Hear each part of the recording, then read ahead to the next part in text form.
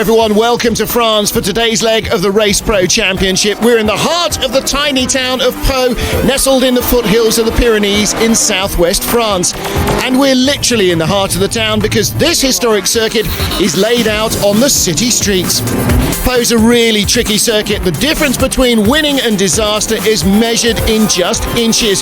If a driver gets a fraction offline, he'll find himself pinballing along the guardrails in Parc Beaumont.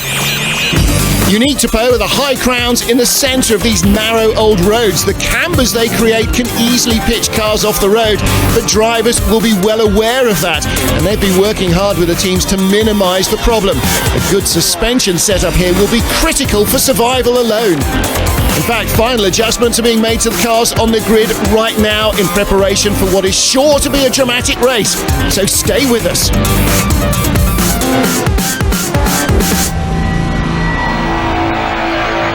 Race Pro, nothing gets closer.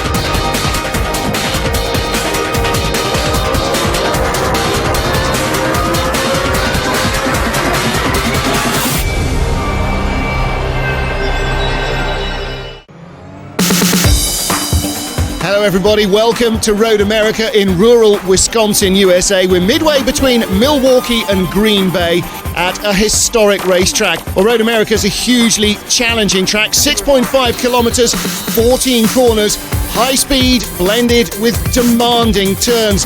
And on the long front straight, drivers will be reaching speeds of up to 300 kilometers an hour. Finding the ideal braking points here will help gain those crucial tenths so vital in winning. The most difficult part of the course is the infamous turn known simply as the kink. Drivers need real guts and caution here. It's much tighter than it looks and has very solid walls on both sides with no runoff areas. This is a real danger zone. Well, there's only an hour to go before the lights turn green, so stay tuned for unbeatable racing at Road America.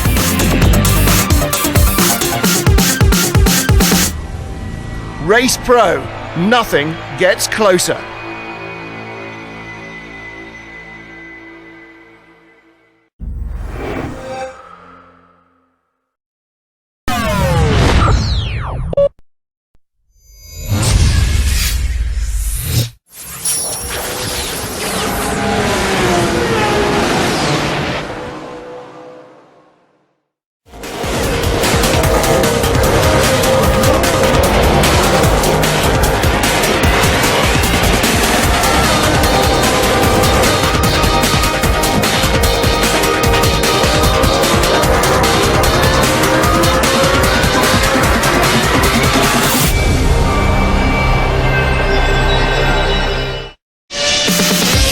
Hello again, welcome back to Europe after our stint in the USA. We're in Portugal's second city, Porto, for some all-out street racing action.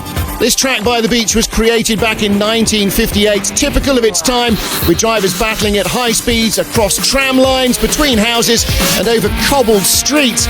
But even then, the Circuit de Boa Vista was considered too dangerous, and from 1960 it lay fallow until it was revived in 2005. Like every street circuit, Porto is a cruel mistress. Any mistakes instantly punished by the concrete walls, so the driver's concentration will have to be at its maximum today. It's a blend of very fast sections on the long straights, some quick chicanes, and the walled sections very reminiscent of the streets of Macau. And overtaking is difficult, so yesterday's qualifying was especially important. A good grid position here counts for so much. Let's take a look at how they line up for race 1 in Porto. Race Pro, nothing gets closer.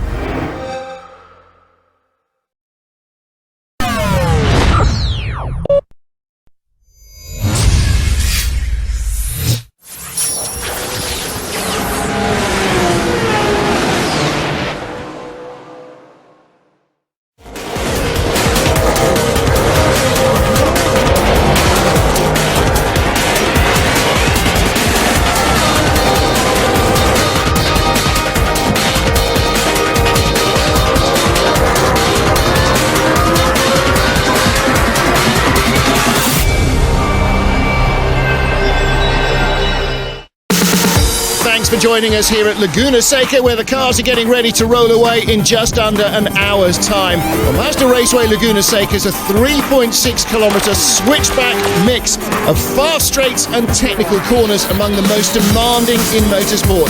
And many of the features of the track pay tribute to some of the American racing greats. Take a look at turn 2, the Andretti hairpins. Very tricky, curving, high-speed downhill approach into a technical double apex left-hander. So easy to get it wrong. Then there's the straight between turn 6 and 7, and that carries the name of multiple Champ Car title winner Bobby Rahal. But the signature corner here at Laguna is the famous corkscrew.